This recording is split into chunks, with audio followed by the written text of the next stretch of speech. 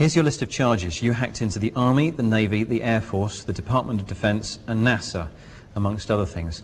Why?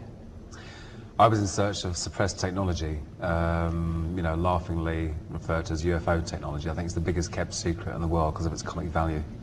But it's a very important thing. We've got old age pensioners can't pay their fuel bills. We've got countries being invaded to get award oil contracts to the West. And meanwhile, secretive parts of the secret government are sitting on suppressed technology for free energy. So how did you go about trying to find the stuff that you were looking for in NASA, in the Department of Defense? Well, I assumed that although it's part of a secret government project, there must be military ties. I'd read 400 expert witness testimonies, ranging from civilian air traffic controllers through military radar operators, all the way up to guys that were in charge of whether or not to launch nuclear missiles. So it's very credible people. All of these people had said that there are UFOs, they are alien. We're using anti-gravity and reverse engineered technology that came from captured UFO craft. We're using anti-gravity? Yeah. Right now? Who's using anti-gravity? Secret compartmented parts of the government. And I think we're being trickle-fed by the various defence contractors, so that I predict within the next 7 years we will have anti-gravity as a publicly usable phenomena. Okay, so how did you go about hacking into the computers to find what you were looking for? Well, unlike the press would have you believe, it wasn't very clever. I searched for blank passwords.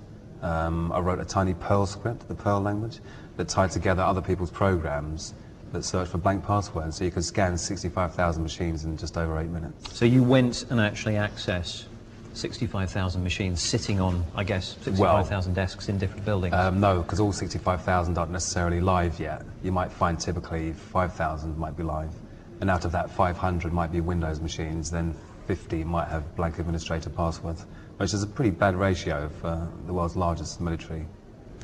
So you're saying that you found computers which had a high-ranking status, administrator status, yep, which hadn't had their passwords set, they were still set to default? Yeah, precisely. And in some cases it was thousands of machines, because they had an image. Rather than install Windows off a CD in every machine, you blat it onto an image, stick the image in all the machines, and every single machine has a blank local administrator password. So. And you actually eventually took control of one particular machine on a desk somewhere in NASA, is that right? Well, I mean, I had control of every machine that had a blank administrator password, because the door was open. So. And what did you use that to do? I was searching for files and evidence in relation to the UFO question. Okay. Were you the only hacker to make it in, past the slightly lower than expected lines of defence? Yeah, exactly. There were no lines of defence. There was a permanent tendency of foreign hackers. You could run a command when you're on the machine that showed connections from all over the world. Check the IP address to see if it was another military base or whatever, and it wasn't. The General Accounting Office in America has again published another damning report saying that federal security is very, very poor. So let's get this straight. While you were on a machine inside one of these computers in the Department of Defense, say, there were other hackers logged onto that machine as well, from around the world? Yeah, you run your netstack command and you see the list, Turkey, Germany, Holland, everywhere. Are they all being prosecuted? No, because they weren't caught, I'm assuming. I mean, they could have turned out later on to be someone else that's been caught, but not as far as I know. I think that probably, because the security was so poor, it's probably foreign governments. How many times did you go back into this computer within NASA and the Department of Defense? Was it a one-time only? No, I mean, most computers, because I maintained a quiet presence and wasn't running around causing abundant damage, as is claimed. I was back on most computers for as long as it took for me to find out if there was any information on there which would be useful to my research. So how many times do you think you went? Over what kind of period were you hacking into these computers? Was it a one-time only? Was it for the course of a week? A couple of years. And you went unnoticed for a couple of years? Oh yeah, yeah. What if I was, say, a NASA employee and I was walking past the computer that you were connected to, what would I have seen on the screen? Would there be any clues to anyone that was there? Absolutely. That you were there? Yeah, I was using something a bit like PC Anywhere, called Remotely Anywhere, so I could actually see the desktop of the machine I had control of. And if you were walking past there, you would see the mouse move and me, doing whatever I was doing on that desktop. Why weren't you spotted then? I was eventually, and it was at NASA that I was spotted. I even saw the chap's or woman's mouse cursor come down, right-click the local area network icon and choose disconnect, and that was me. So someone basically took the mouse off you, if you like, and in a way, cut the yeah. connection. Yeah. Why did it take 2 years before they caught you? Do you think there was no one there at the computer, or did they... yeah, because I used to be careful about the hours. So you would log on in the middle of the night, say? Yeah, you had to always be juggling like different time zones and stuff. And yeah, you're doing it at night time, so hopefully there's not many people around. But there was one occasion where a network engineer saw me and actually questioned me, and we actually talked to each other via WordPad, which was quite strange. That was very, very strange. What did he say? What did you say? Well, he said, "What are you doing?" Which is a bit, shocking. I told him I was from military computer security, which he fully believed. And we had a little chat, and he tried to impress me with his virus knowledge and going into a DOS box, a console and stuff. And that was quite strange, talking to someone who's in charge of the place where you shouldn't be, and then not realising that you shouldn't have been there. And I guess that scared you enough to stop you doing it? No. Why? Because I felt like this free energy technology that I was after should be publicly available. I wasn't doing any damage. I was snooping around. I wasn't making their security poorer because the administrator password was already blank, so the door was already open. The only thing I was doing was installing my remote control program, which is commercially off-the-shelf available software, so it shouldn't be a problem either. Did you find what you were looking for? Yeah. Tell us about it. There's a group called the Disclosed Project. They published a book which had 400 expert witnesses ranging from civilian air traffic controllers through military radar operators right up to the chaps that are responsible as to whether or not to launch nuclear missiles. So some very credible, very relied upon people, all saying that yes, there's UFO technology, there's anti-gravity, there's free energy, and it is extraterrestrial in origin, and we've captured spacecraft and reverse engineered it. And these are, very solid, reliable chaps in charge of launching nuclear missiles. So, what did you find inside NASA?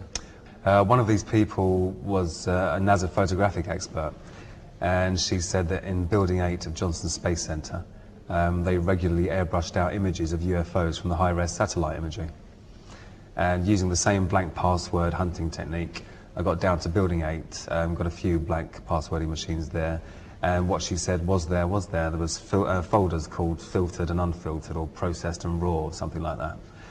I got one picture out of the folder, bearing in mind this is a 56K dial-up. So a very slow internet connection. Oh, crikey, yeah, dial-up days. A 235 megabyte picture, and if you're talking 5 minutes a megabyte, obviously impossible to download. Also in a NASA proprietary image format, not a GIF or a JPEG or anything. So using the remote control program, I turned the colour down to 4-bit colour, the screen resolution really, really low, and even then this picture was still, juddering and coming onto the screen. But what came onto the screen was amazing. It was a culmination of all my efforts. It was a picture of something that definitely wasn't man-made. It was above the Earth's hemisphere. It was kind of looked like a satellite. It was cigar-shaped. It had geodesic domes above, below, to the left, to the right, and both ends of. And although it was a low-resolution picture, it was very close up. This thing was hanging in space. The Earth's hemisphere was visible below it. And no rivets, no seams, none of the stuff associated with normal man-made manufacturing. Is it possible this is an artist's impression? I don't know. No, for me it was it was more than coincidence. This woman had said, this is what happens in this building, in this space center. I went into that building, that space center, and saw exactly that. And the folders were even called unprocessed and processed, or raw and filtered or something, so. Do you have a copy of this? It came down to your machine? No, it came, the graphical remote viewer works frame by frame. It's a Java application. So it's nothing saved on your hard drive, or at least if it is, only one frame at a time might be. So did you get the one frame? Nope. What happened? Well, once I was cut off and my picture disappeared, I was You were actually cut off at the time you were downloading the picture? Yeah, I saw the guy's hand move across. And bear in mind, you're not downloading it, you're viewing it remotely. So in a way it is downloading because the picture's coming from there to yours, but you're not downloading it as a named file to your hard drive. You're viewing it through an application. if I was to go and look for pictures that you've described, I'd make blooming sure that I could record everything that happened on my machine. Was there a way to do that?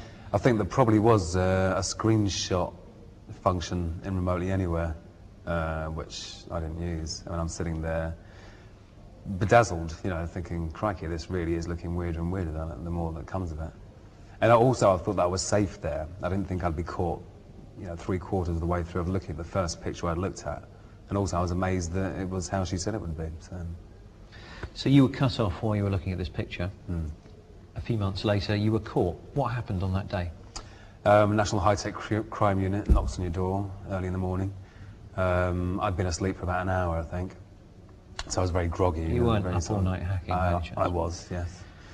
But fortunately for me, they'd been monitoring me for 3 months beforehand and saw that I wasn't doing damage, that I was snooping around. So it was good in a way.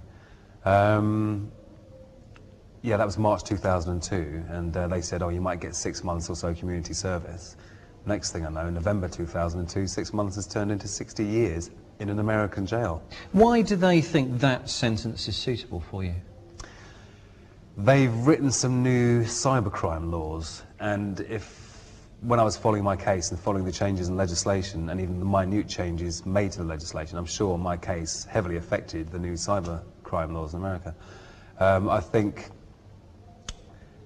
they're peeing their pants. They're incredibly scared that their computer systems are so easy to get into. And so rather than stop the bad practice and increase the security or employ proper IT people instead of training up military personnel, they're trying to scare everyone away from not doing it. So I'm the anti-hacking poster boy, you know. That's why you think they're trying to impose such a serious sentence. Why are they saying they're imposing such a serious sentence? They say I've damaged every machine I was on. Is that possible? Well, I mean, yeah, you could have done, but it wouldn't have been in my interest. I wanted to maintain a quiet presence. Also, they say that for it to be an extraditable offence, it has to be worth a year in prison. For it to be worth a year in prison, it has to be $5,000 worth of damage. And as if by magic, lo and behold, every machine I'm on is $5,000 worth of damage. $5,000 worth of damage to each machine? Yeah. Is that possible? How much were those machines worth, do you think? Well, crikey, I mean, in America, PCs are even cheaper than they are over here. I'm sure they probably cost about $500. But these are military PCs? Military PCs, but so there's a good chance that pretty they're low not standard. Spec and, well, if they weren't standard, they wouldn't have had blank passwords and been running Windows and connected to the internet. You acknowledge that what you did was against the law. It was wrong, don't you?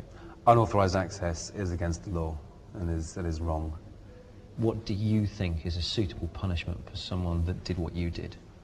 Well, firstly, because of what I was looking for, I think I was morally correct, even though I regret it now. I think a free energy technology should be publicly available.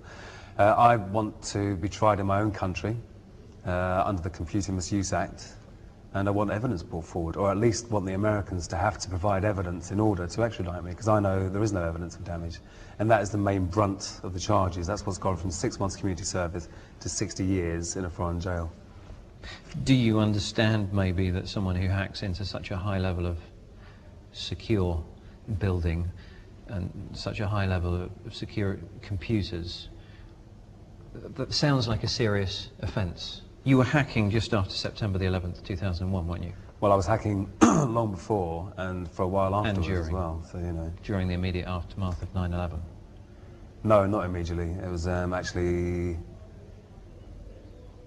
I think that was around... I had actually stopped for a while towards the end of 2000 and started again after a few months, so I can't even remember if I was doing it at the time, but it's certainly not, you know, during it, because I was with everyone else watching it on television thinking, crikey. Okay. Do you have any tips to stop hackers like yourself from getting into computers within companies or within homes? Yeah, first of all, have a password.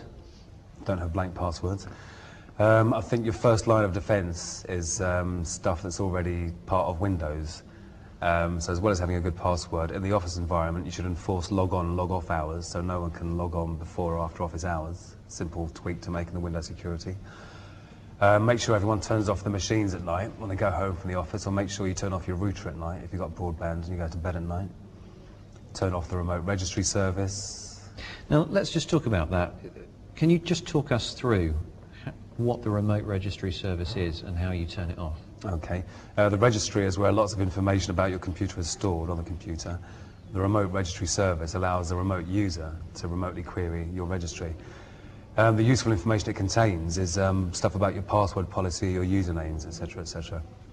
And it's something that you don't need unless you're in a specific situation in an office environment. Windows XP Home has it turned off by default, but Windows XP Professional doesn't. So Windows XP has basically a button flicked somewhere, a switch flicked somewhere that says allow remote access to my machine. And it's switched on. That facility's switched on. It's switched on by default in Windows XP Professional, but not Windows XP Home. Yeah. So you would advise users to go in and switch that off? Yep. And if you search on the internet for remote registry switch off, there's plenty of guides out there, I'm sure.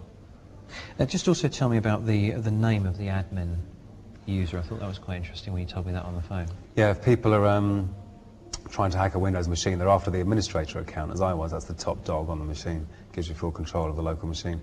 One simple technique you can use is just to go into your users and passwords and control panel and rename the administrator. Call it, you know, whatever your name is or whatever you like. So hackers won't know what. Yeah, so they'll keep trying administrator with lots of different passwords, not knowing the username's wrong, so we'll never get there. Gary, it's been really fascinating. Thanks for your time. No, thank you.